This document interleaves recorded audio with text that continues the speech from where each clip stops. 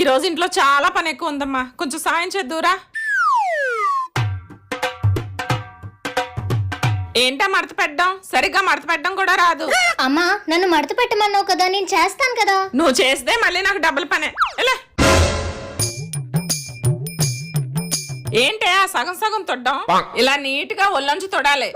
సరే తుడుస్తా. నువ్వు ఏం అవసరం లేదు, వెళ్ళి కాయగూరలు కట్ చేయి. అంత వయ్యారంగా కట్ చేస్తే ఈ రోజుకు వంట ఉన్నట్టే. లే ఆర్తి, కొంచెం గిన్నెలు కడిగేయమ్మా. ఎందుకమ్మా మళ్ళీ మధ్యలో దూరం నువ్వే చేసుకుంటావు, నేను చేయను.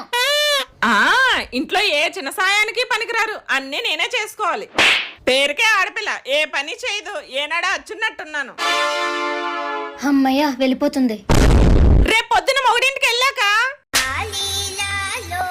అమ్మను మించి దైవం ఉన్నదా?